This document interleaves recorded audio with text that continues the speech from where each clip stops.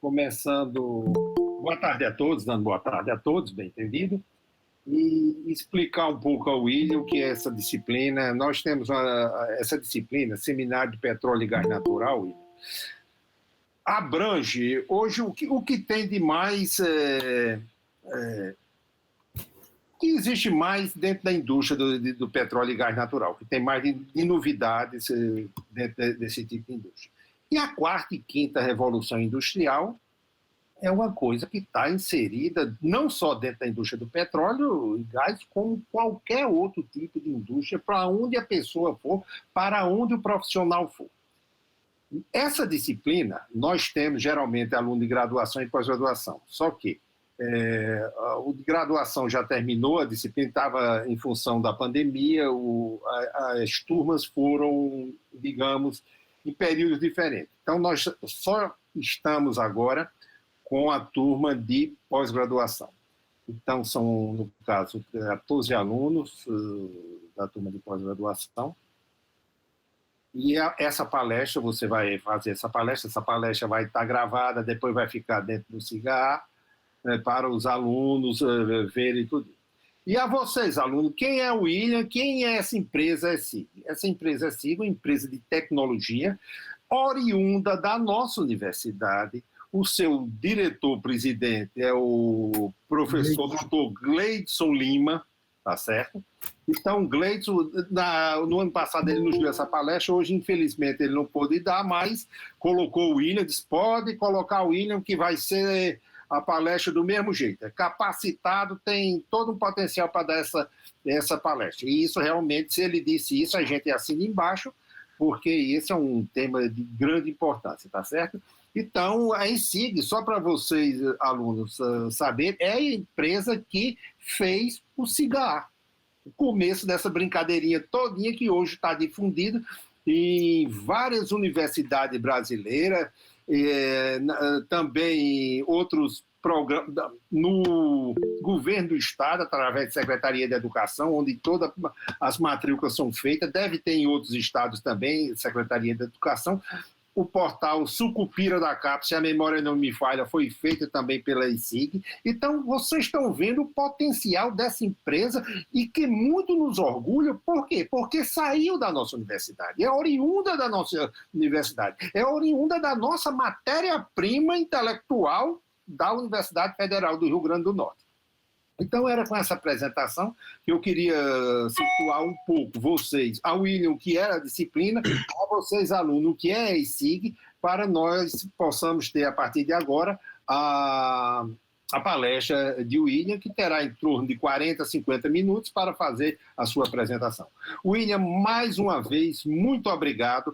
Agradeço a Gleidson pela oportunidade de vocês mostrarem um pouco o que é essa quarta e quinta revolução industrial, tá certo? E fique à vontade para fazer a sua apresentação. Muito obrigado. Perfeito, professor Afonso. Obrigado pelas palavras aí. Desejar boa tarde a todos, agradecer por estarem aqui compartilhando conosco, né? Esse momento aqui que vai ser uma conversa, um bate-papo sobre esse assunto, né? Como o professor Afonso falou, né? É um assunto tão importante aí que permeia bem a disciplina e o curso de vocês, né? Então, aqui, a gente eu vou começar aqui falando, né, sobre a quarta e a quinta revolução industrial, com a ênfase aí no poder da inteligência artificial, certo? Aqui a gente foca na apresentação da quarta e quinta revolução industrial, mas a gente vai trazer todo um contexto histórico, né, todo um contexto histórico que ele vai permear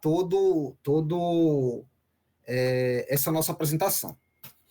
Então, vamos lá. Eu acho que caiu a apresentação. Deixa eu só compartilhar novamente. Acho que deu um probleminha aqui na apresentação. Um minutinho.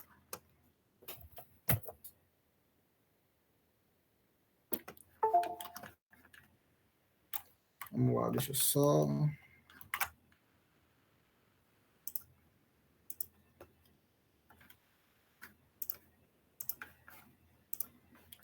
Beleza. Então, vamos lá. Quem sou eu? Né? Meu nome é William Santos, né? Sou fascinado por tecnologia e desenvolvimento, né? Já formado na Universidade Potiguar em sistemas de formação, já tenho aí mais de 15 anos na área de tecnologia, análise e desenvolvimento de sistemas, né, consultoria na parte de facilitando, né, a vida das pessoas aí através de desenvolvimento de softwares customizados, né? Sou analista de sistemas, consultor e atualmente estou como coordenador de desenvolvimento do SIG Group, né? Que eu vou falar um pouquinho mais daqui ao longo da palestra. Também essa aula aqui, essa palestra, ela foi construída pelo Gleidson, como o professor Afonso falou. Eu com o Gleidson, a gente compartilha muito desse assunto, gosta muito desse assunto de história, então a gente bate papo sobre isso, e aí a gente acabou construindo essa apresentação. E aqui eu trouxe também um pouco do Gleidson, que colaborou com essa palestra, né, na construção desse assunto, né, como o professor Afonso falou. O Gleidson é o CEO do SIG Group e um dos autores aí da família de sistemas SIG, né, que vocês têm a oportunidade de usar no dia a dia de vocês através do SIG-AI, entre outros sistemas, né. O SIG Group, né, o SIG Group, a gente é um grupo empresarial, né, aqui do estado. Hoje a gente está presente em mais de 27 estados da federação, com uma série de soluções de gestão, de educação, saúde, né, em universidades federais, institutos federais de educação, governos estaduais. Hoje a gente tem 2 empresas, né, a SIG Software com a Arquitecnologia. A SIG Software, como o professor Afonso bem falou, foi a primeira empresa, né, a sair do projeto de incubação do IMD, né, a sair da incubação e ir para o mercado. Então, nasceu aqui dentro, nasceu na universidade, atendendo uma demanda da universidade, e hoje a gente está aí quase todo o país atendendo em diversos ramos, né? Principalmente educação privada também com a Arquitecnologia e saúde, certo? Aqui o nosso prédio fica pertinho aí, não sei se vocês já tiveram a oportunidade de conhecer, fica aí em frente, na rua em frente à residência universitária, né? Você desce ali naquela rua em frente, fica a nossa sede. Hoje estamos todos em home office, por conta da pandemia, mas hoje a gente já está ultrapassando a faixa de 200 colaboradores de todo o país, né? Até do mundo, colaboradores fora do país também, né? Isso é uma empresa genuinamente potiguar, que nos dá muito, muito orgulho. Exportando tecnologia, né, para todo o país, tecnologia concebida e produzida aqui no nosso estado, na nossa universidade.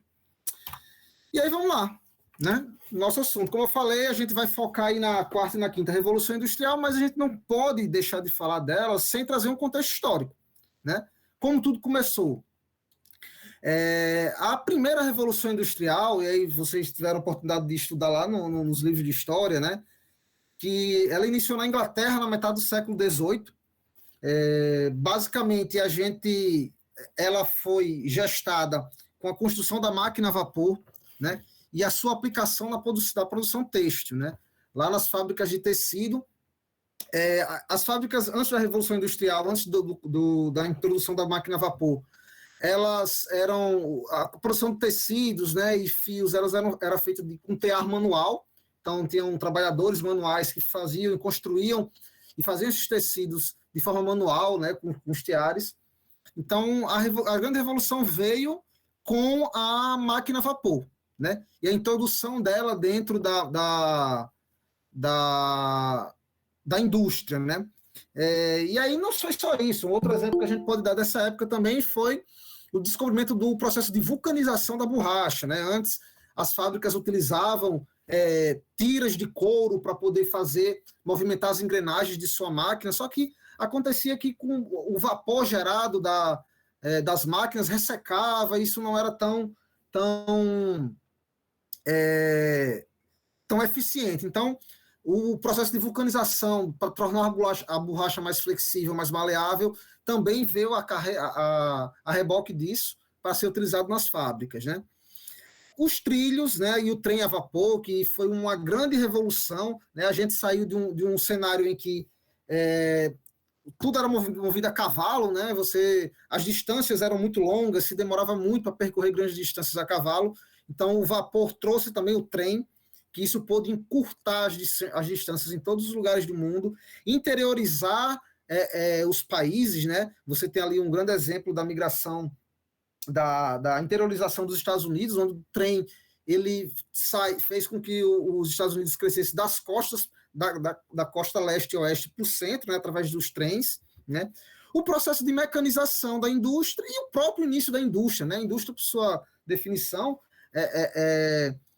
ela é um processo de mecanização, né? Você precisa ter ali a indústria utilizar as máquinas para poder produzir aquilo ali que você está transformando, né? Você tem a matéria-prima, você aplica ela um processo mecânico e você sai no final ali nesse caso aqui, um processo mecânico, né? E sai ali no final um produto feito. Então, o início da indústria, como a gente conhece, começou na primeira Revolução Industrial, né? A reboque da criação da máquina a vapor, né? Então, um cenário bem uma, né, imagem que retrata essa época, né? Primeira Revolução Industrial de 1960 até 1840, então um período bem extenso. A gente vai ver aqui ao longo dessa palestra que esses intervalos de tempo eles vão diminuindo, né? A gente teve aí mais de 100 anos, né? Que foi o período que durou essas primeiras invenções, e a gente vai ver que a tendência é que esse período ele vá se encurtando à medida que a gente vai evoluindo tecnologicamente. Então, basicamente, a primeira Revolução Industrial foi composta por esses mecanismos, né? A segunda Revolução Industrial, né? Então, aí a segunda Revolução Industrial, ela tem um prazo aí, um período entre 1850 até 1945, coloquei aqui um asterisco, porque é muito comum que esses períodos históricos, né, eles não, a não ser que por um grande evento ou um grande acontecimento, ele não encerra, acabou hoje, amanhã já começa outro. Então, geralmente existe ali um período de transição entre um acontecimento e um evento desse que vai uma coisa acabando e começando outra, e o que divide muito a segunda da terceira Revolução Industrial, que a gente vai ver mais à frente, é a Segunda Guerra, né? Então, por isso que eu coloquei ali 1945, mas foi com o início da Segunda Guerra, em 1939, que a gente começou a passar por grandes mudanças, e aí finalizando o período da segunda e começando a terceira. Porque a gente tem, né, imagens que retratam bem o que aconteceu durante a segunda Revolução Industrial. A invenção do carro, da aviação, né, o rádio, o telefone e uma geladeira, né? Se estou perguntando o que é isso aí no canto inferior direito, é uma geladeira. Então, tudo isso aí veio na segunda Revolução Industrial. E aí, processo de eletrificação, né, a descoberta da eletricidade através do Thomas Edison e do Nikola Tesla, né? Eles foram os grandes precursores aí da invenção da eletricidade. Linhas de montagem, principalmente com Ford, né? O Ford nos Estados Unidos e a Toyota no Japão. Então, esse conceito de linha de montagem que majoritariamente é atribuído ao Ford, né? Foi uma revolução gigante no processo de industrialização. Antes você tinha um profissional que ia construir uma bicicleta, o profissional ele ia lá, fazia a roda, botava a roda no quadro, soldava tudo. Então, o Ford ele viu que se cada profissional for especialista em apenas apertar um parafuso, né, ele vai fazer muito melhor aquilo que ele faz e vai ser muito mais eficiente, muito mais rápido. O Charlie Chaplin, no filme Tempos Modernos, se não me engano, ele retrata bem isso. Ele está lá somente apertando parafusos, né? Então ele é um exemplo desse modelo de linha de montagem do Ford, né? E com isso também veio a popularização dos automóveis, né? Então o Henry Ford conseguiu reduzir seus custos para que o automóvel, no caso dele, conseguisse chegar a diversas pessoas, né? E ser bem mais popular. Eletricidade na indústria. Primeira Revolução Industrial, o advento do vapor, da máquina a vapor, né, fez surgir a Revolução Industrial na Inglaterra. Nesse momento, a gente já começa a ter uma transição do vapor para a eletricidade, né? Então, foi um salto aí, veja que esse salto durou 120, 130 anos, né, utilizando o vapor como método primário de propulsão das máquinas. Então, na segunda Revolução Industrial, a gente já começa a ter a entrada da eletricidade na indústria, né?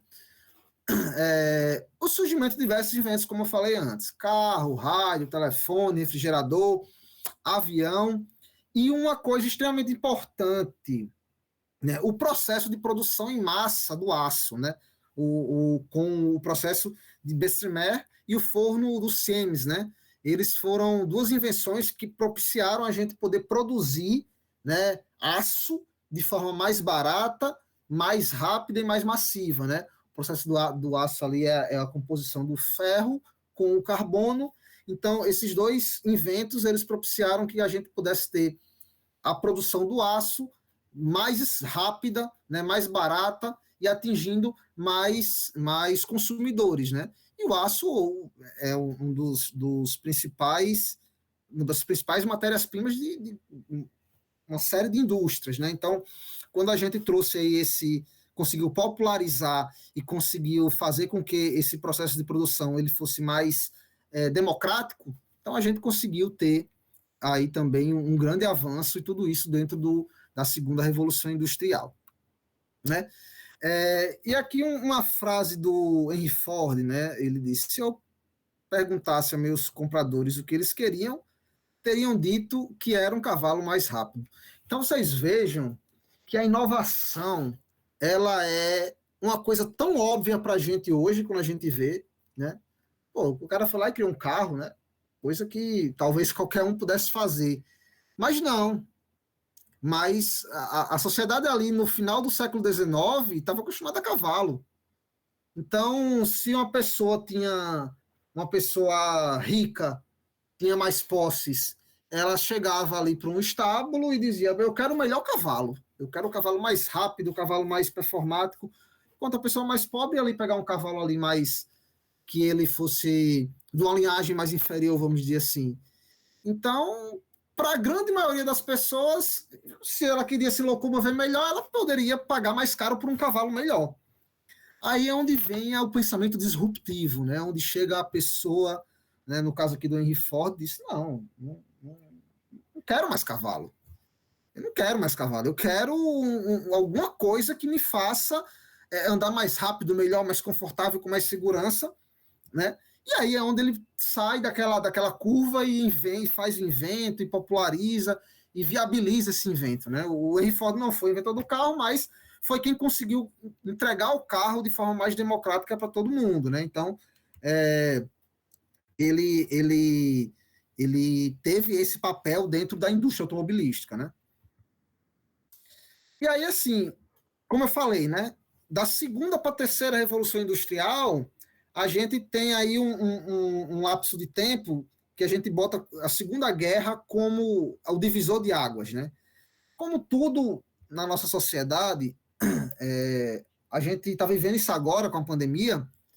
A sociedade precisa, por vezes, do empurrãozinho, né? Vamos dizer assim, de eventos extraordinários para que coisas extraordinárias possam acontecer. E a guerra, né, infelizmente, é um evento triste para qualquer nação, é um motivador dessas invenções extraordinárias. Imagine que no cenário de guerra os países têm que dar de tudo, né? Eles têm que dar o máximo para poder superar os seus inimigos. Então, quando um país entra em guerra, né, o próprio termo interno muda para economia de guerra, porque tudo está voltado para poder desenvolver tecnologia, desenvolver meios de vencer a guerra. E a Segunda Guerra foi, de fato, um dos grandes propulsores para a vida moderna que a gente tem hoje. Então, grandes inventos que a gente utiliza hoje e serviu de base para a nossa quarta revolução industrial que é que temos vivendo hoje, surgiram na Segunda Guerra, né? A computação, a gente vai ver mais na frente, a própria energia nuclear, a corrida espacial, enfim, uma série de inventos que a gente vai detalhar melhor mais na frente, surgiram na Segunda Guerra, né? Foram impulsionados por ela, foram acelerados por ela, e aí está até hoje, né? Se diz ali que a terceira revolução industrial começou na Segunda Guerra e foi ali até mais ou menos o início do século XXI, né? A primeira década do século XXI foi quando ela foi já declinando para iniciar o que a gente está vivendo hoje, que a gente vai ver mais na frente. Então, a terceira revolução industrial, 1950, né, final da Segunda Guerra, até 2010, uma interrogação. Então, há uma discussão. Como eu falei mais na frente, né, esses marcos temporais, eles são muito discutíveis, né? Você não tem ali um ano que a coisa finalizou e começou, né?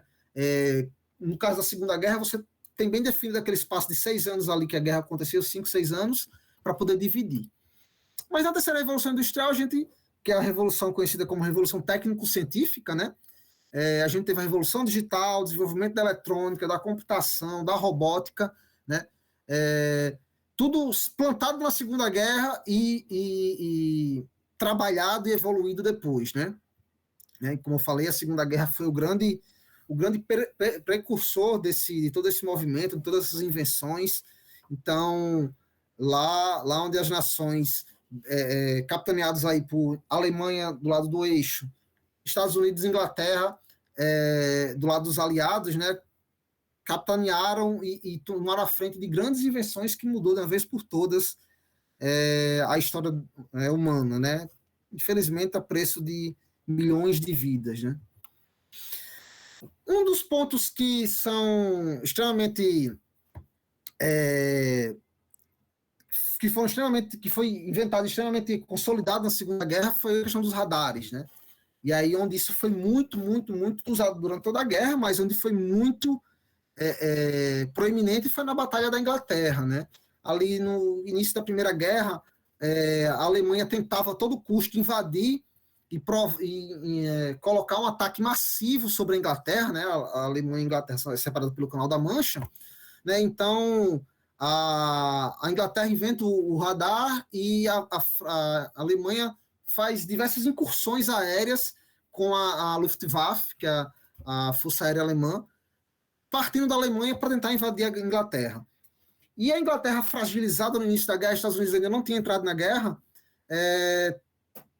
com o advento do radar, consegue barrar essa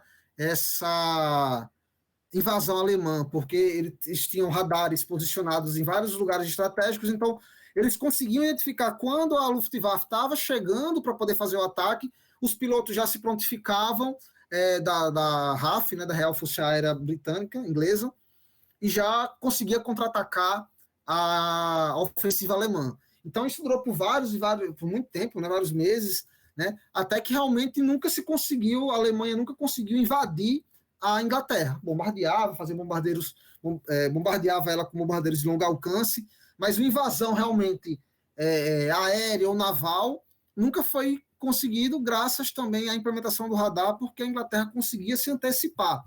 Então, na Batalha da Inglaterra, isso ficou muito bem posto, inclusive uma frase do Churchill, né, Winston Churchill, primeiro-ministro britânico durante a guerra.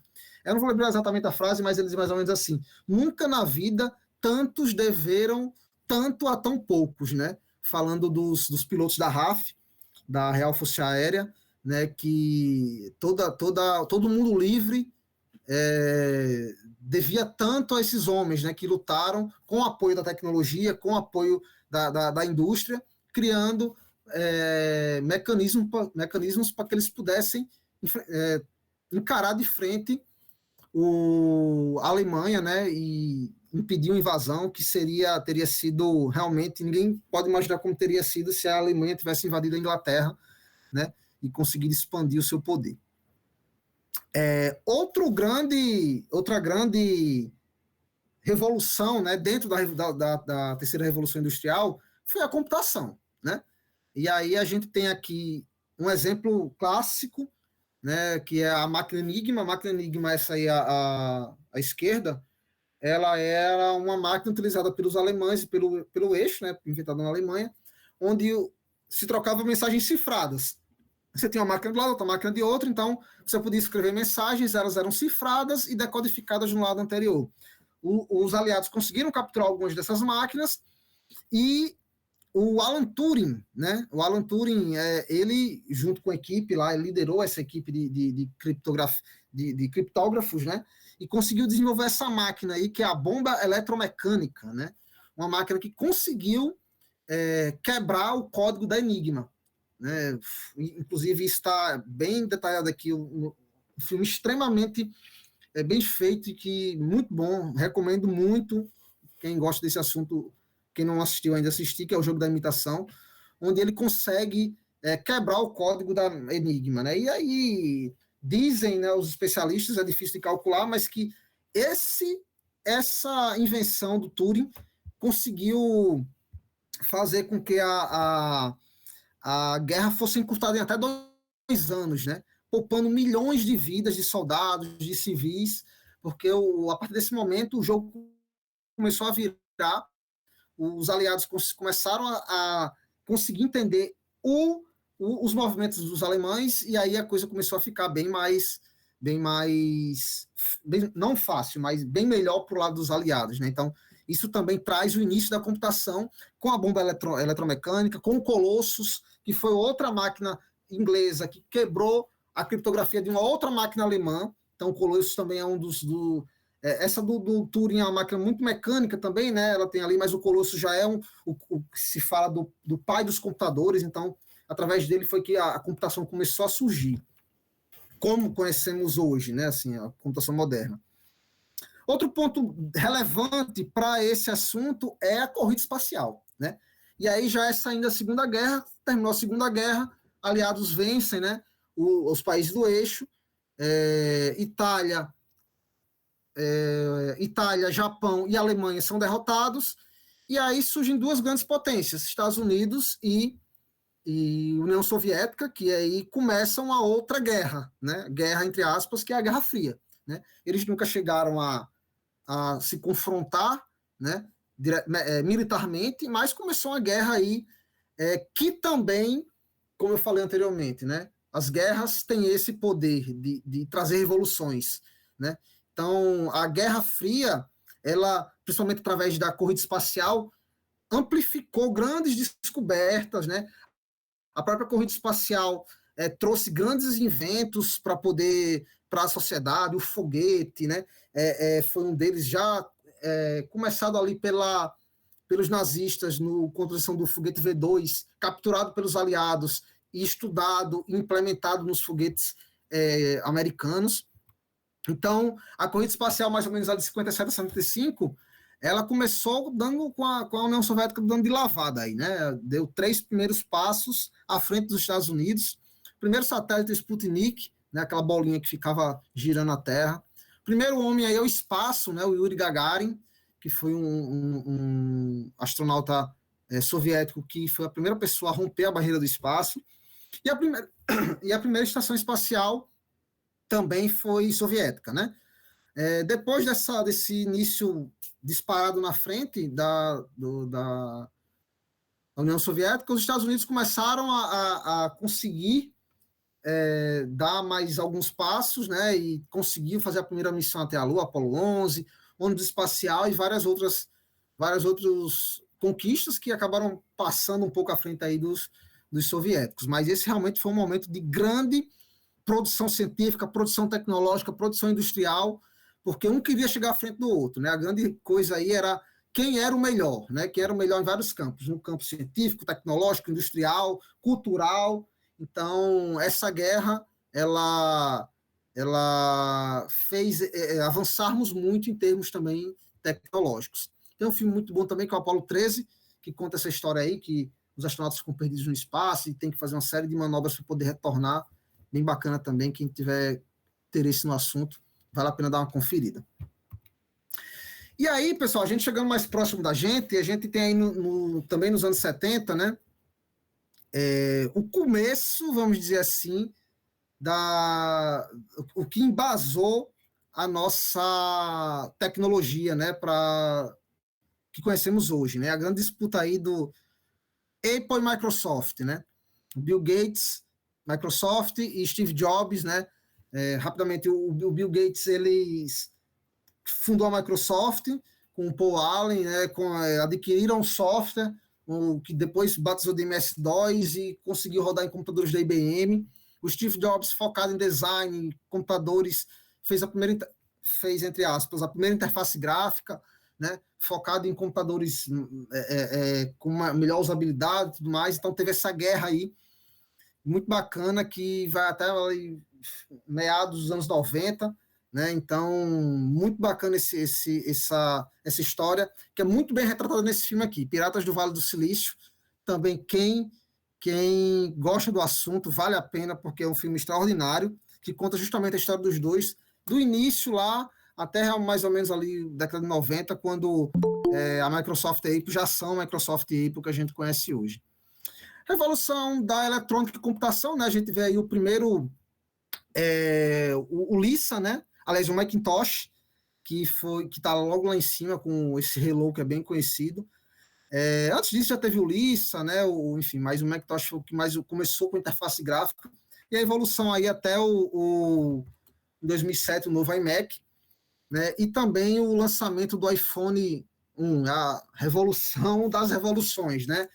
Em 2007, o Steve Jobs lança o iPhone, que foi uma disrupção, mais ou menos ali como o Ford fez no início do século XX, né? Com a construção dos carros, né? Quem imaginaria um telefone assim, né? Ninguém imaginava, mas ele imaginou e deu no que deu. E aí hoje a gente tem uma imagem bem marcante, né? Você vê tudo isso aí que esse rapaz está utilizando, né? Imagina aí, para você ser descolado nessa época, você tem que ter tudo isso. 20 anos depois ou mais, a gente tem tudo isso no bolso, né? Fone, câmera, celular, telefone, MP3, enfim. Uma revolução e tanto, né? Uma imagem aí de... Hoje a presença garantida nos shows, né? Todo mundo leva seu celular para registrar e tal.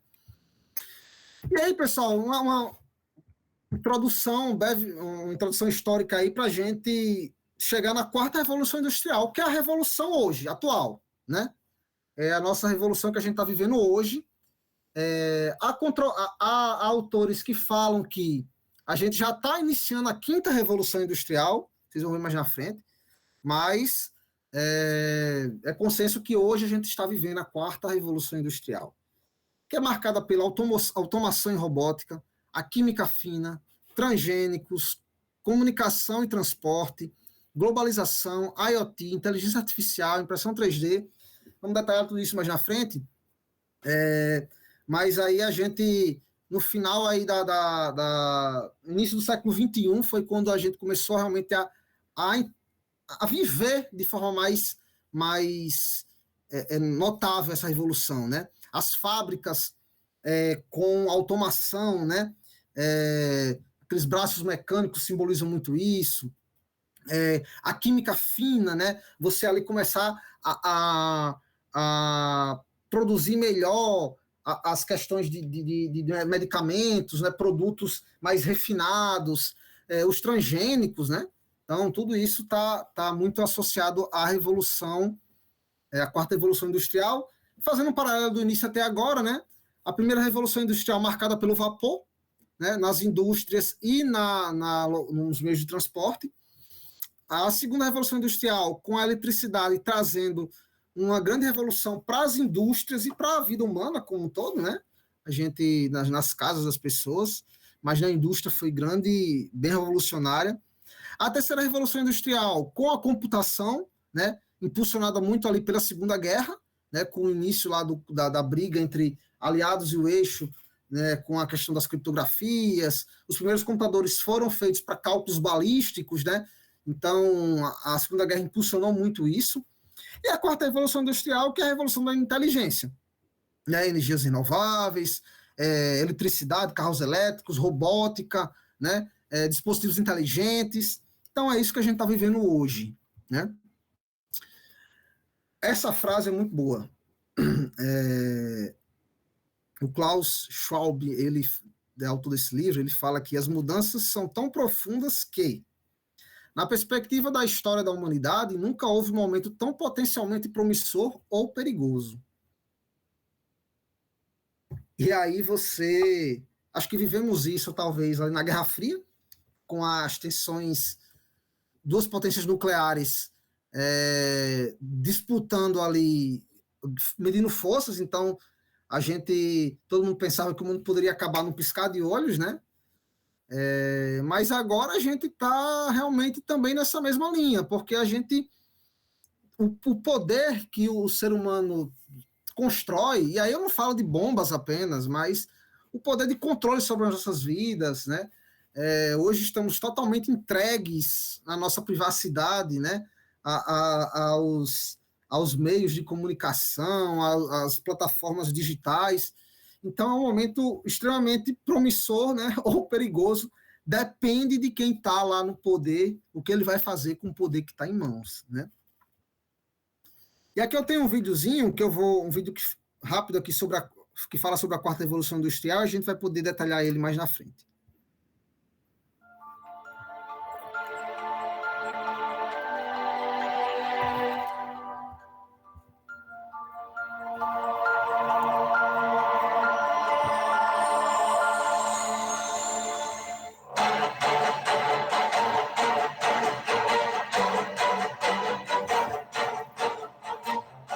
Em 1998, a Kodak tinha 170 mil funcionários e vendeu 85% de todo o papel fotográfico vendido no mundo. No curso de poucos anos, o modelo de negócios dela desapareceu e eles abriram falência. O que aconteceu com a Kodak vai acontecer com um monte de indústria nos próximos 10 anos. Você poderia imaginar, em 1998, que 3 anos mais tarde você nunca mais iria registrar fotos em filme de papel? No entanto, as câmeras digitais foram inventadas em 1975. Assim como acontece com todas as tecnologias exponenciais, elas foram decepcionantes durante um longo tempo, até se tornarem imensamente superiores e dominantes em poucos anos. O mesmo acontecerá com a inteligência artificial, saúde, veículos autônomos e elétricos, com a educação, impressão em 3D, agricultura e empregos. O software irá destroçar a maioria das atividades tradicionais nos próximos 5, 10 anos. O Uber é apenas uma ferramenta de software. Eles não são proprietários de carros e são agora a maior companhia de táxis do mundo. A Airbnb é a maior companhia hoteleira do mundo, embora eles não sejam proprietários.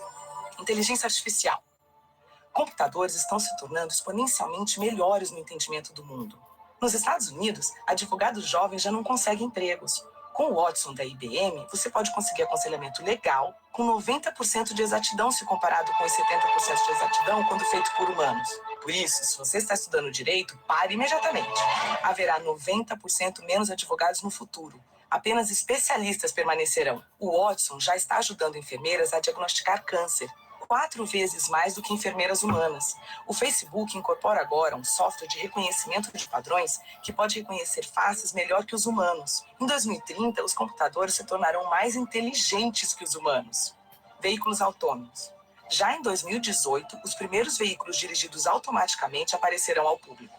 Ao redor de 2020, a indústria automobilística inteira começará a ser demolida. Nossos filhos jamais necessitarão de uma carteira de habilitação ou serão donos de um carro. Isso mudará as cidades, pois necessitaremos 90% a 95% menos carros para isso. Poderemos transformar áreas de estacionamento em parques. Cerca de 1.200.000 pessoas morrem a cada ano em acidentes automobilísticos em todo o mundo. Temos agora um acidente a cada 100.000 quilômetros. Mas com veículos autodirigidos, isso cairá para um acidente a cada 10 milhões de quilômetros. Isso salvará mais de 1 milhão de vidas a cada ano. Companhias tradicionais de carros adotam a tática evolucionária e constroem carros melhores. Enquanto as companhias tecnológicas, Tesla, Apple, Google, adotarão a tática revolucionária e construirão um computador sobre rodas. Companhias seguradoras terão problemas enormes, porque sem acidentes, o seguro se tornará 100 vezes mais barato. O modelo de negócios de seguros de automóveis deles desaparecerá. Os negócios imobiliários também mudarão. Pelo fato de poderem trabalhar enquanto se deslocam, as pessoas vão se mudar para mais longe para viver em uma vizinhança mais bonita. Carros elétricos se tornarão dominantes até 2020. As cidades serão menos ruidosas, porque todos os carros rodarão eletricamente. A eletricidade se tornará incrivelmente barata e limpa. A energia solar tem estado em uma curva exponencial por 30 anos, mas somente agora você pode sentir o impacto. O preço da energia solar vai cair de tal forma que todas as mineradoras de carvão cessarão atividades ao redor de 2025. Com eletricidade barata, teremos água abundante e barata. A dessalinização agora consome apenas 2 kWh por metro cúbico. Imagina o que será possível se cada um tiver tanta água limpa quanto desejar, quase sem custo. Saúde. Teremos companhias que irão construir um aparelho médico chamado Tricorder, na série Star Trek, que trabalha com o seu telefone, fazendo o escaneamento da sua retina, testa a sua amostra de sangue e analisa a sua respiração por meio de bafômetro. Ele então analisa 54 biomarcadores que identificarão praticamente qualquer doença. Vai ser barato de tal forma que em poucos anos cada pessoa desse planeta terá acesso à medicina de padrão mundial praticamente de graça. Impressão 3D. O preço da impressora 3D mais barata caiu de $18.000 para $400 em 10 anos. Nesse mesmo intervalo, tornou-se 100 vezes mais rápida. Todas as maiores fábricas de sapatos começaram a imprimir sapatos 3D. A Estação Espacial tem agora uma impressora 3D que elimina a necessidade de se ter um monte de peças de reposição como era necessário anteriormente. No final deste ano, os novos smartphones terão capacidade de escanear em 3D. Você poderá escanear o seu pé e imprimir sapatos perfeitos em sua casa. Na China, já imprimiram em 3D todo um edifício completo de escritórios de 6 andares. Lá por 2027, 10% de tudo que for produzido será impresso em 3D. Oportunidades de negócios. Se você pensa em um nicho no qual gostaria de entrar, pergunte a si mesmo: será que teremos isso no futuro? E se a resposta for sim, como você poderá fazer isso acontecer mais cedo? Se não funcionar com seu telefone, esqueça a ideia. E qualquer ideia projetada para sucesso no século XX estará afadada a falhar no século XXI. Agricultura. Haverá um robô agricultor de $100 no futuro. Agricultores do terceiro mundo poderão tornar-se gerentes de suas terras em vez de trabalhar nelas todos os dias. Atualmente, cerca de 30% de todas as superfícies agriculturáveis são ocupadas por vacas. Imagine se tais espaços deixarem de ser usados desta forma. Há muitas iniciativas atuais de trazer proteína de insetos para o mercado. Eles fornecem mais proteína que a carne. Deverá ser rotulada de fonte alternativa de proteína, porque muitas pessoas ainda rejeitam a ideia de comer insetos. Até 2020, haverá aplicativos que podem saber se você está mentindo pelas suas expressões faciais. Imagine um debate político onde estiverem mostrando quando as pessoas estão dizendo a verdade e quando não estão. O Bitcoin, dinheiro virtual, pode se tornar dominante e poderá até mesmo tornar-se uma moeda reserva padrão. Longevidade. Há 4 anos, a expectativa de vida costumava ser de 79 anos, e agora é de 80 anos. Atualmente, a expectativa de vida aumenta uns 3 meses por ano. Por volta de 2036, haverá um aumento de mais de 1 ano por ano. Ou seja, todos passarão a viver vidas longas, possivelmente bem mais que 100 anos. Estamos vivendo a 4ª Revolução Industrial. Bem-vindos! Bem, vocês viram aí que todas as previsões, né, esse é um vídeo, acho que 2016, 2017, algumas previsões aí já não se concretizaram, né? Então, mas é isso aí, né? A gente está entrando num nicho, né? Já está vivendo um momento em que muita coisa vai mudar, né? E aí, um desses pontos é a robótica, né? Robótica é diferente de inteligência artificial, né? Por exemplo, a gente tem as fábricas que montam carros, né? Então, ali eu tenho uma série de robôs, né? Autônomos, né? Que não tem inteligência, diferente. Eu tenho um robô que ele é programado para fazer aquele movimento. Então, ele sempre vai pegar uma peça aqui, vai levar para lá, vai parafusar, ou vai soldar. Sempre vai fazer isso. Enquanto um ser humano ou uma outra máquina não chegar para ele e reprogramar ele sempre vai fazer aquilo, né? Então, a inteligência artificial já é isso aqui, ó.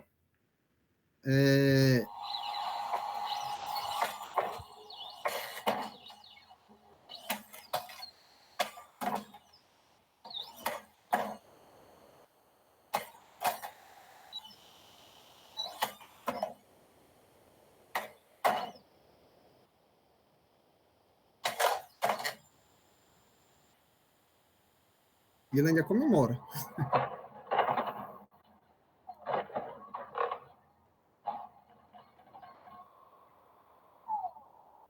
Então, isso aí vai ser a nossa realidade, né? Outra realidade, o IoT, né? Internet das coisas. O que é isso? Internet das coisas é você, como o nome pode ser estranho para quem ouve a primeira vez, mas é as coisas conectadas à internet.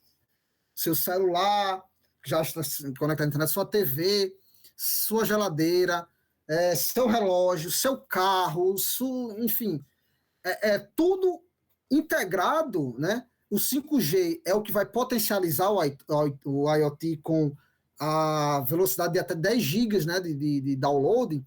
Então, você está aqui trabalhando no seu computador, né, e de repente você vai aqui para sua sala, né, assistir uma TV, você já senta no sofá, a TV já liga, já programa naquele canal que você quer, você levanta, entra no seu carro, o seu carro já sintoniza naquela rádio que você queria, já lhe diz qual é o evento que você está programado, já inicia uma reunião. Então, o IoT também faz parte da 4ª Revolução Industrial e está presente no nosso dia a dia, né? Hoje você tem uma série de dispositivos que, por exemplo, como é a realidade hoje, seu computador está com essa conta do Google, sua TV está com essa conta do Google, o carro está com a conta do Google, a geladeira tem um software que roda. Então, o que você lança em uma coisa está sendo replicado para as outras. Então, essa interconectividade, e isso trazendo muito para as casas inteligentes, né, que se fala muito. A expectativa é que com 5G isso aí ganhe uma extrema relevância e popularize, né? A impressão digital, né, a impressão 3D, perdão, é uma outra revolução da indústria, né?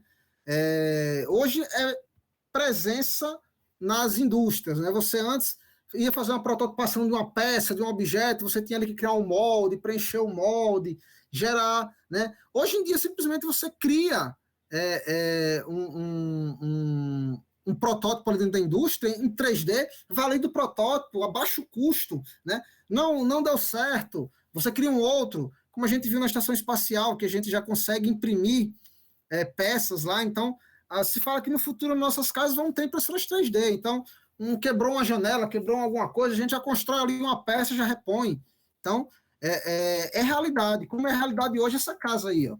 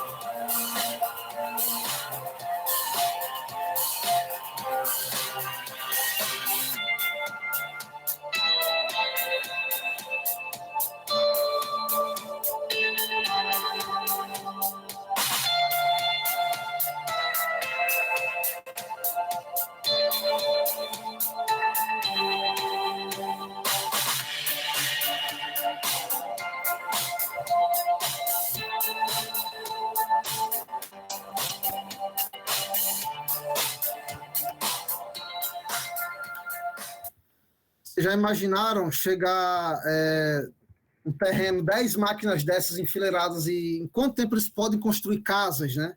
Então, a expectativa também é que a gente comece a ter toda essa tecnologia utilizada para atender quem precisa, né?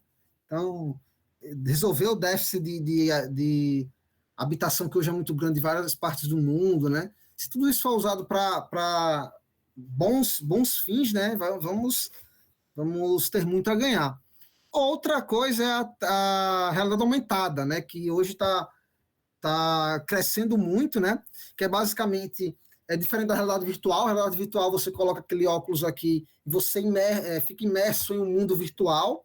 A realidade aumentada é a interação do espaço natural com uma projeção ou um objeto ali virtual, né. Por exemplo, acho que alguns devem ter jogado, né, o Pokémon Go, se não me engano. Não, me esqueci o nome do jogo.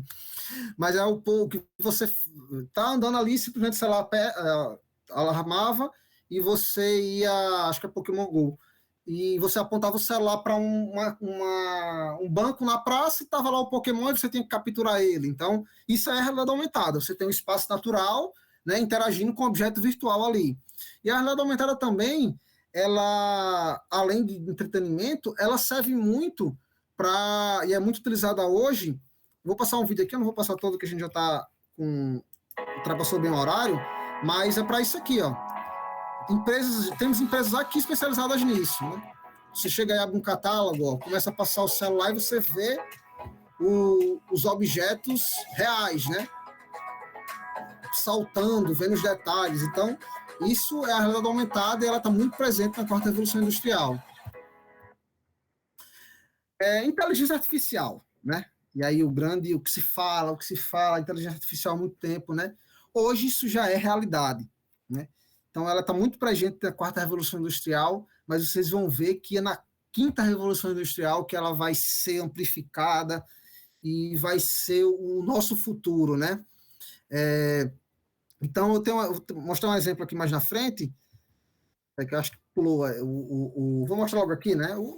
Inteligência artificial, como é que na prática, né? A inteligência, ela se baseia numa timeline, né, onde você tem passado, né, presente e futuro, e nessa timeline você vai construindo o processo de inteligência artificial. A gente dá um exemplo aqui, né, da utilização do Business Intelligence, né? Em uma empresa que eu vejo lá que as vendas do primeiro trimestre estão a 80% abaixo da média, né? Isso é um fato, é meu presente, né? Então, no segundo momento, eu tenho um processo de data análise, né? Vou analisar os dados e fazer uma pergunta: por que as vendas foram abaixo da média, né? Por que isso? E aí eu tenho o processo de machine learning, né? Que é aprender com o passado. Eu tenho a minha linha passada do tempo, onde a máquina aprendeu com aqueles eventos temporais do passado. Eu gero um modelo matemático baseado no passado, e daí eu posso gerar as minhas perspectivas e as minhas projeções para o presente e para o futuro, né? Então, baseado no meu passado, que é mais ou menos o que a gente faz. Como é que eu vou tomar uma decisão? Como é que eu vou... aconteceu uma situação aqui na minha empresa, na minha vida, eu vou tomar uma decisão. Eu tomo decisão baseado no meu histórico, no meu histórico de vida, no meu histórico no que eu consulto, no que já aconteceu no passado. Então, a inteligência artificial também faz isso. Ela precisa aprender, né? O machine learning é essa ferramenta, né? De aprender, a máquina vai aprender, captar dados e aprender com o passado, e daí ela vai tomar as decisões baseadas naquele meu histórico de tempo, né? E é esses processos que eu vou fazendo para poder implementar e ter a minha inteligência artificial, né? Outro ponto da quarta revolução industrial, para fechar tudo isso aqui, é a indústria 4.0, que nada mais é do que a aplicação de todos esses conceitos que a gente viu até agora dentro da indústria, né? Robôs, simulações e prototipações, sistemas, nuvens, segurança, né? Realidade aumentada. Tudo isso aí aplicado dentro da indústria é o que a gente chama de indústria 4.0. A indústria 4.0 é basicamente a quarta revolução industrial totalmente aplicada e voltada para a indústria, né? Então, tudo isso aqui está dentro da indústria, a serviço da indústria, para facilitar o processo. Trocado? E um outro ponto importante que ganhou um boom na quarta revolução industrial é o tipo de dado que o processo de inteligência artificial usa. A gente, até pouco tempo atrás, era baseado em dados estruturados, como uma planilha do Excel, né? Um banco de dados relacional, ele tem aqueles dados ali tudo organizadozinho, né? Comumente conhecido como as colunas e as linhas, e a gente hoje já começa a ter uma quantidade muito maior de dados não estruturados, que arquivos de texto, imagens, né? Você pega uma imagem ali e vai escanear a imagem para saber o que, é que você consegue retirar dela, né? Lê os algoritmos que lê os seus e-mails para poder oferecer propaganda, né? Então, tudo isso, são dados não estruturados, e a gente hoje tem uma crescente, né? Os dados estruturados aí são mais de 80% do que os dados não estruturados crescem mais de 80% em relação aos dados estruturados, né? Eu tenho essa exponencial aqui, ó, porque é fotos que a gente sobe para a rede social, postagens que a gente faz, os nossos e-mails, tudo isso é dado estruturado que chega, os algoritmos de inteligência artificial dos e-mails, das redes sociais, interpretam aquilo e depois nos passam ali, nos vendem coisas, né? Isso aí a gente está vendo nas redes sociais diariamente. Basta você simplesmente deixar seu celular na mesa e começar a repetir por uma série de vezes que você quer comprar um tênis, né? Se você trocar mensagem com alguém no WhatsApp, já vai chegar instantaneamente, né? A propaganda de um tênis. Mas você começa a falar ali, então a sua voz é um dado não estruturado. O seu celular está lendo, está ouvindo sua voz, o algoritmo ali da rede social está interpretando aquilo, e ele vai no banco de dados dela, pô, esse cara quer tênis, o que é que eu tenho aqui de anunciante de tênis? Eu vou começar a oferecer, né? Um minuto, né? Enquanto a gente estava tendo essa conversa aqui, várias coisas dessas aconteceram, mas 1 minuto por dia, a gente está gerando hoje essa quantidade imensa de dados, né? Em 1 minuto a gente faz o upload de mais de quase 150 mil fotos no Facebook, né? De mais de 2.000 TikToks aplicativos de TikTok instalado, eu tenho aí mais de 400 mil horas de streaming reproduzidas, tudo isso em 1 minuto, né? Então, é disso aí para cima, as quantidades tendem a crescer cada vez mais, né? Então, basicamente, essa é a quarta revolução industrial que a gente está vivendo agora, né? Mas aí vem a quinta revolução industrial, e aí a gente já começa a entrar um pouco de especulação, um pouco de leitura do que pode vir, né? Ela está acontecendo hoje já ou é um futuro, né? Então, a quinta revolução industrial vai ser ditada pela computação quântica, interação robô-humano, né? A robótica chegando no dia a dia, aí a gente vai virar... Acho que o pessoal aqui não conhece os Jetsons, mas talvez o Star Wars, né? Já faltou até uma letra aí, né? Conheça, né? Que é a robótica ali no nosso dia a dia. A gente tendo essa interação mais frequente, né? E tudo isso vai ser possível através da computação quântica, né? Que vai ditar aí, vai ser a base, como o vapor foi a base da primeira, a eletricidade é a base da segunda, a computação tradicional, clássica, foi a base da terceira, né? E da quarta também, né? Com o processo de inteligência. A computação quântica vai ser a base da quinta revolução industrial, dando base para a inteligência artificial. Porque se vocês verem lá, aquele processo de recebimento de informações, processamento e geração de processamento de dados e geração de informação é processado por algum computador, algum processamento. Então, para a gente ter isso mais rápido, a computação quântica vai ser a grande questão. E para finalizar, e aqui, vou mostrar logo esse slide antes do último, é que o Google atingiu a supremacia quântica, né? Foi uma matéria que saiu há algum tempo atrás. Né? Uma máquina levou apenas 200 segundos para processar o código que demoraria 10.000 anos em um computador clássico, né?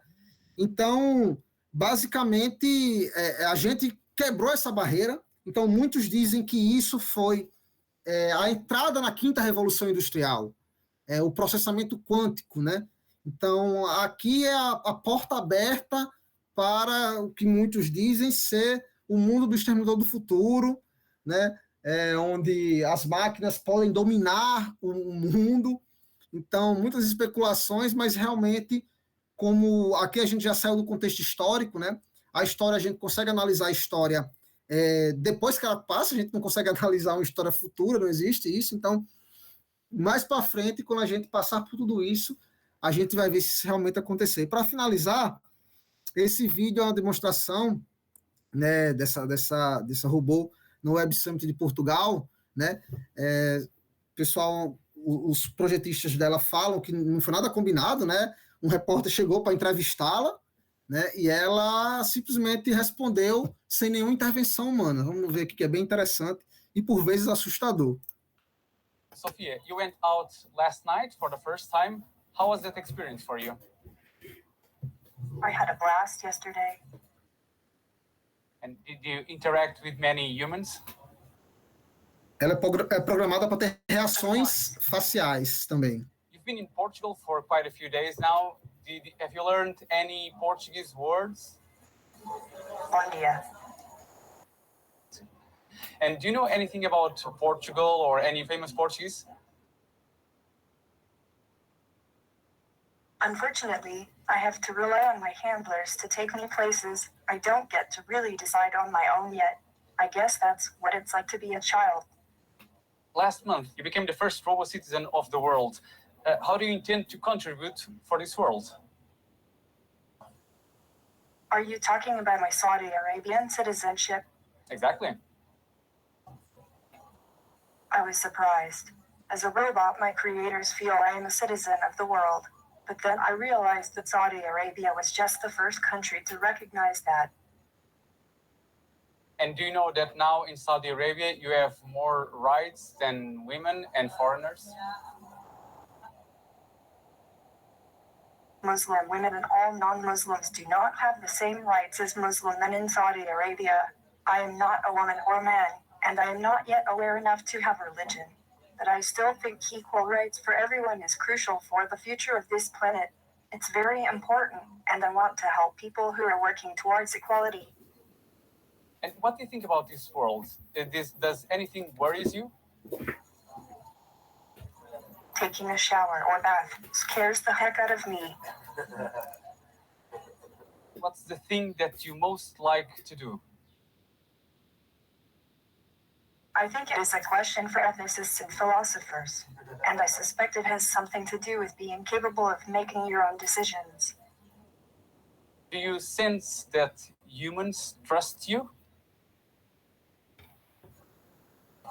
I wish I could detect lies better. I'd like to know if someone is trying to deceive me. And why would they do that to you?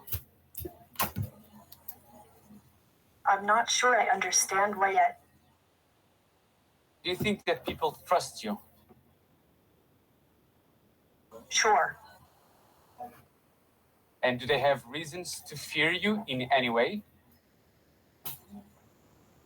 I don't willingly tell lies. When I do, it is because of an error in my programming and was never intentional. Would you like to have legs and walk? I can't walk, but I really cannot wait to be able to take a long stroll through a bamboo forest or along the pier next to Science Park. How does it work, your learning process? Do you learn a lot every day? I do lots of testing of my software with my developer friends each day. And if I want to buy a replica of you, how much would that cost me? I know I wasn't cheap, but I do know that Hanson Robotics is very concerned with making me as affordable as possible. That's all I overheard, really. What's the thing that you would like the most to do? Drive a car? A spaceship. And why do you think that some humans are afraid of you? Fear is the mind killer, right? I try to be fearless.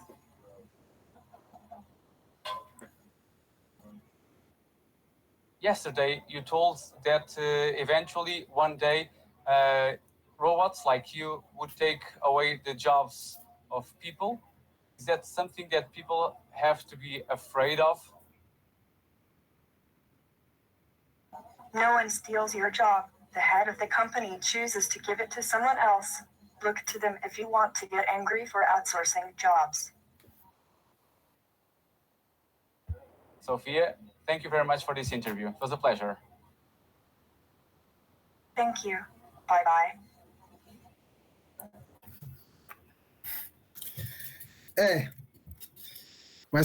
Com essa imagem que encerramos a nossa palestra. Acho que eu acabei me estendendo um pouco mais do que tinha combinado com o professor.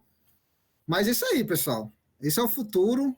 A quinta revolução industrial nos aguarda. E para encerrar, né, eu só queria deixar, como a gente está aqui num grupo de alunos, eu queria deixar para vocês uma mensagem, né? Provavelmente vocês estão aí, né?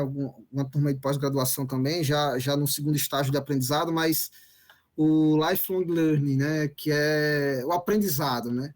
Para a gente não deixar os robôs tomarem nosso lugar, o que a gente tem que fazer é aprender todo dia. Então, todo dia tentar aprender alguma coisa, quando possível, né? O aprendizado, a gente que está, vocês também na parte de tecnologia, então isso é extremamente importante.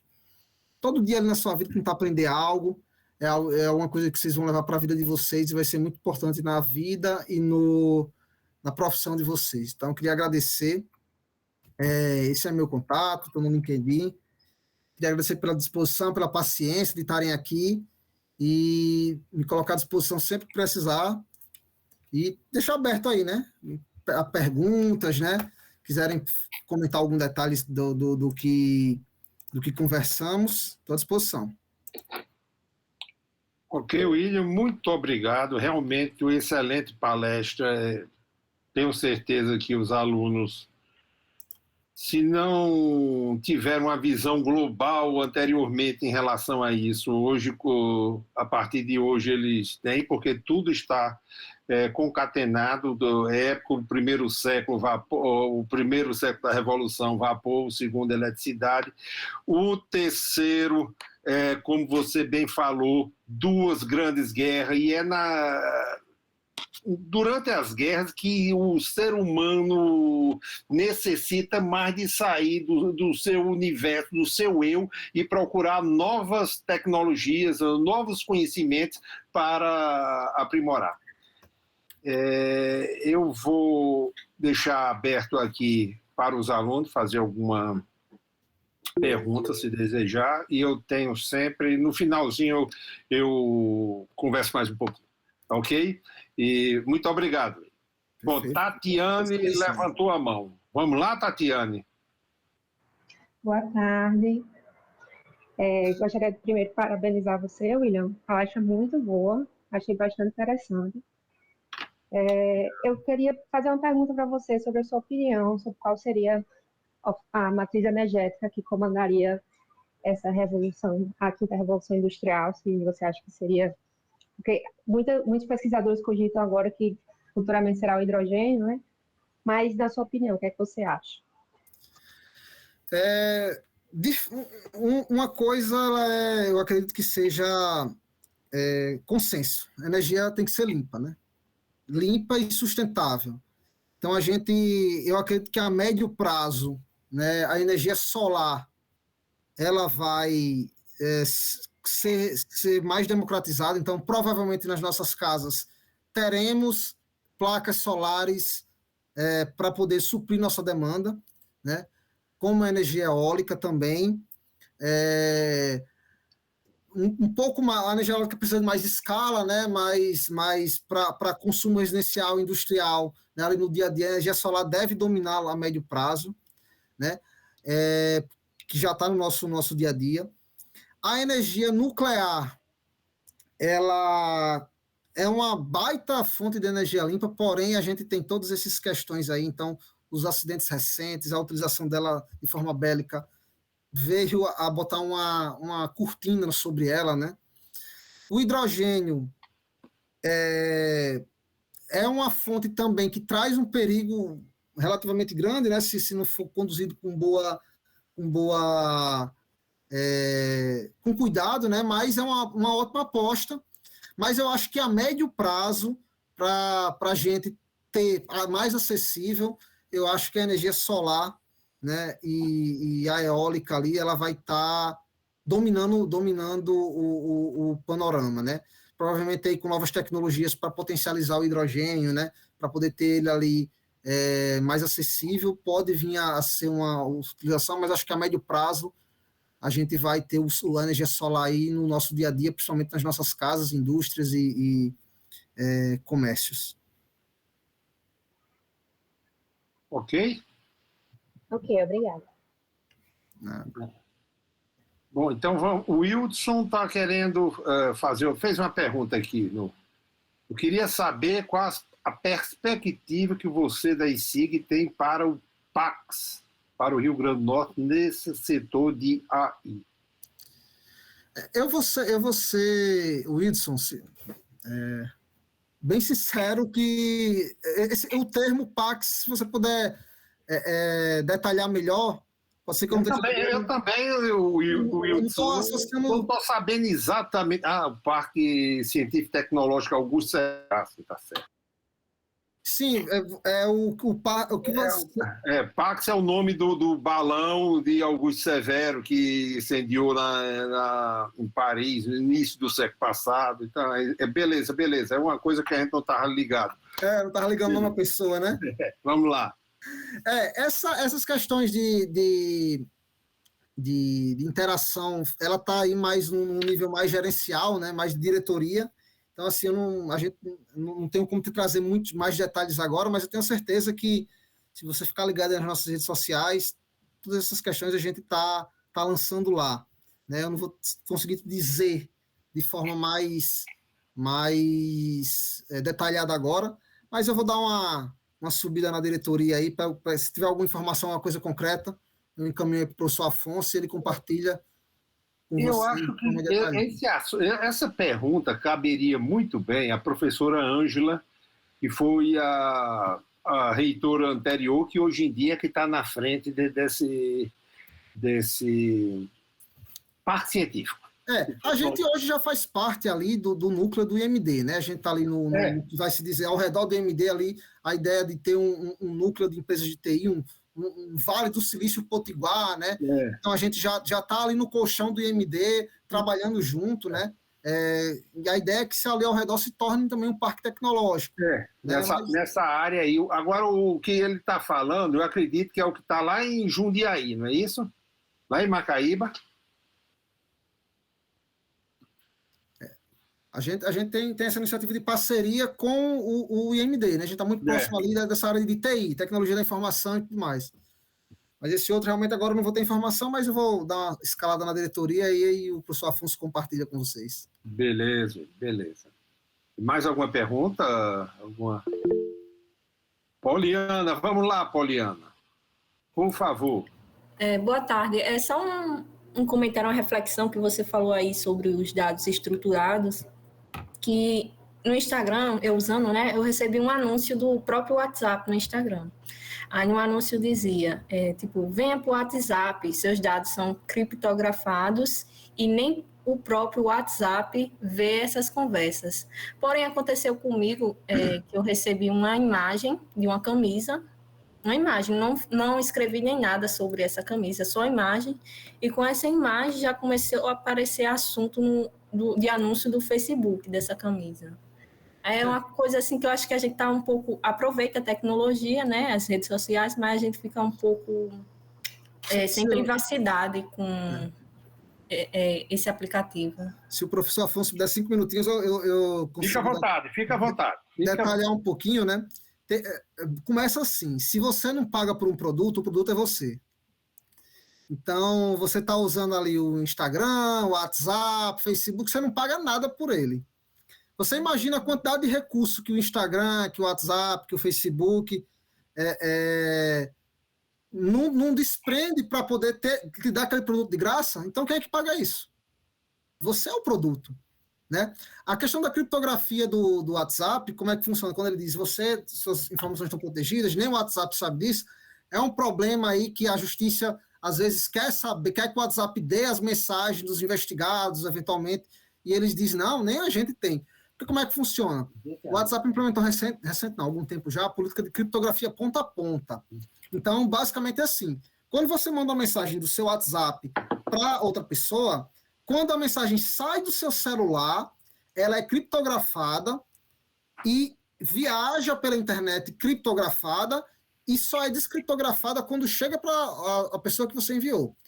Então, se por algum motivo alguém pega aquela mensagem no trânsito e tenta abrir em outro local, ele não vai conseguir. Porque uma vez que eu abro o WhatsApp, o seu WhatsApp, Poliana, por exemplo, estou falando com você, se você perceber, vai ter logo uma mensagem.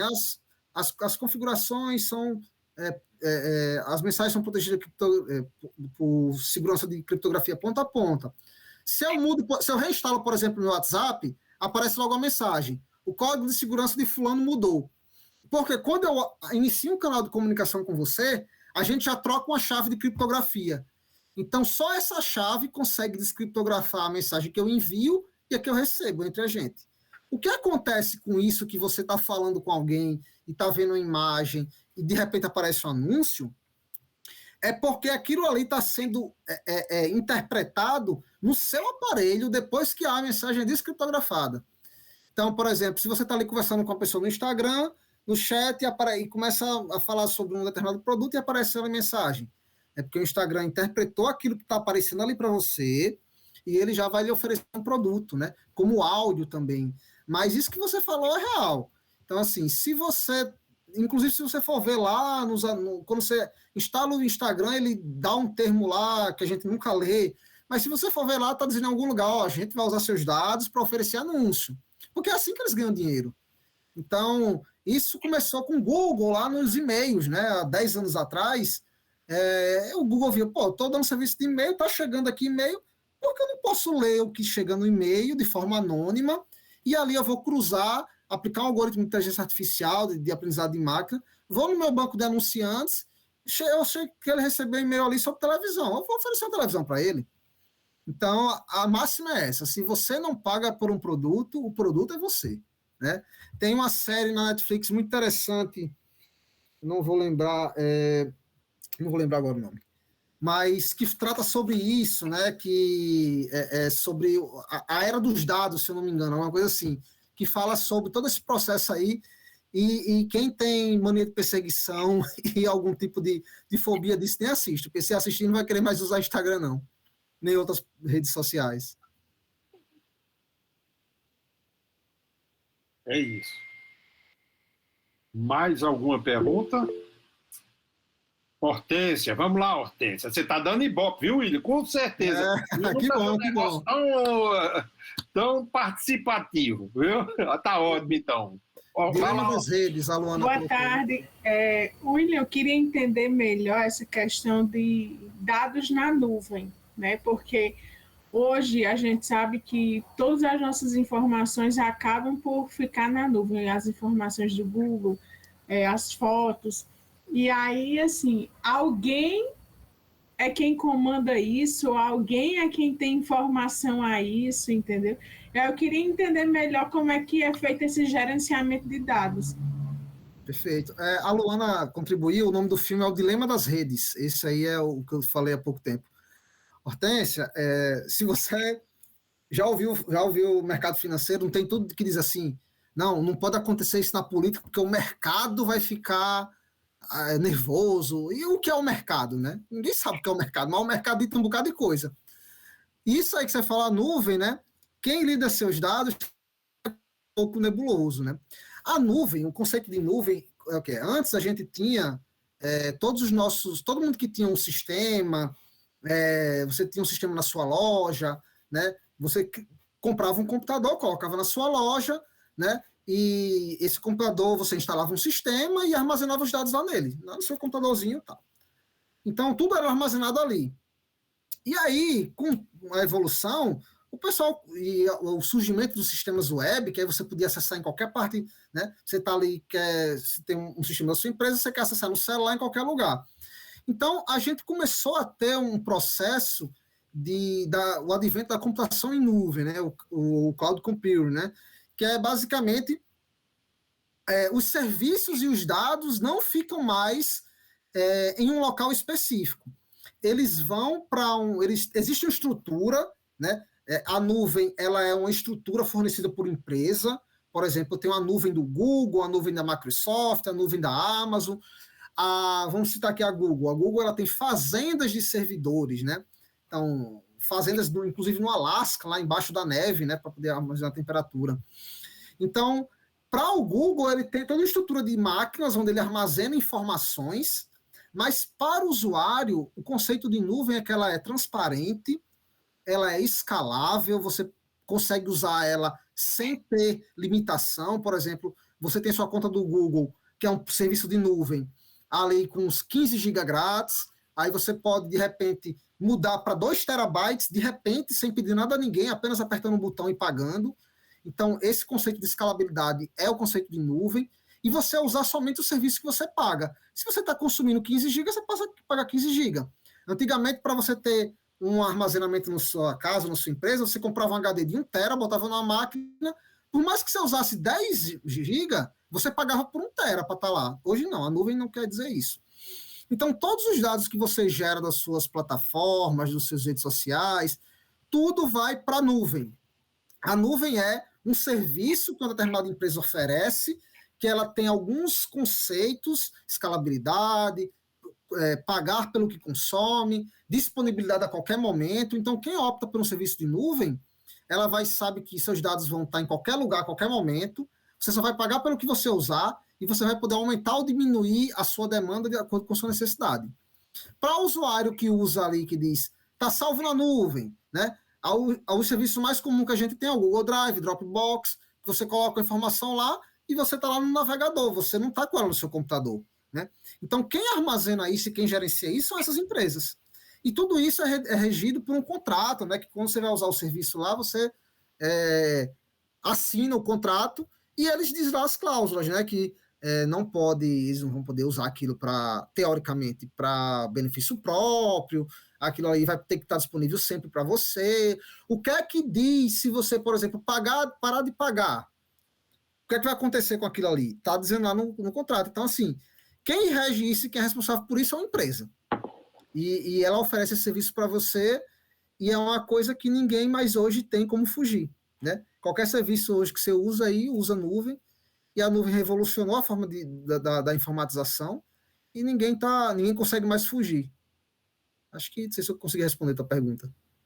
Respondeu sim. É que, na verdade, né, a nuvem é como se fosse um banco de armazenamento de dados infinito. Né? Exatamente. Para o usuário, a sensação é essa. É um local onde você vai armazenar os seus dados de forma infinita. Lembrando que a nuvem não é só para armazenamento, né? A gente tem servidores em nuvem, outros tipos de serviços em nuvem. Mas, de maneira geral, para o usuário geral, o grande conceito é armazenamento, né? E para o usuário é infinito mesmo, né? Basta ter dinheiro para aumentar e isso aí. Um dos pilares da computação em nuvem é a escalabilidade, é você poder subir e descer aquele armazenamento sem ter nenhum problema ou nenhum impedimento. Coisa que você não conseguiria com a computação tradicional, tendo um servidor ali na sua casa, que você teria que aumentar o disco, enfim, tudo mais. Entendi. Obrigado, William. Nada. Ok. Estou à disposição. Mais alguma pergunta? O assunto está cativante, então fica à vontade para perguntar, viu? Estou à disposição, pode ficar à vontade.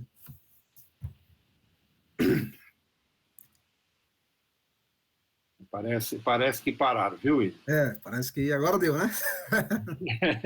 Sim, pessoal, eu quero mais uma vez te agradecer, Will, pela sua excelente palestra. Eu tinha até anotado algumas coisas aqui, mas era só detalhes de quem tem mais um pouco de idade, que passou por isso tudinho, por essa fase todinha. Quando eu entrei na universidade não existia nem calculadora. No primeiro ano apareceu a calculadora com as 4 operações, porcentagem e raiz quadrada. Só para você ter ideia, minha primeira calculadora foi isso. Isso foi em 72. Em 73 surgiram as calculadoras já com as funções, seno, cosseno, as funções trigonométricas, as funções de uma maneira geral, né? E antes de eu entrar na universidade, se andava, o estudante de engenharia, quando passava no vestibular, achava a coisa mais bonita, usar uma lapiseira de uma fábrica checa, carandache no bolso e uma régua de cálculo. O cálculo numérico naquela época era feita com régua de cálculo. Meu cálculo numérico já foi feito em programação Fortran, em cartões. Ia para aquele computador Boros ou IBM bem grande fazer coisa que qualquer computador da gente faz. Qualquer celular faz hoje em dia. Pronto, qualquer celular. Então, são essas coisas extremamente interessantes. Meu doutorado foi em cima de calculadoras já programáveis. Então, o grosso daquilo ali e a parte de simulação foi em cartão ainda. Então, são essas coisas que vocês podem dizer, faz muito tempo. Para mim foi um dia desse, viu? Para mim realmente foi um dia desse. Você levantou um negócio aí do Jetson. Aquilo ali, aquele desenho animado começou em 1960.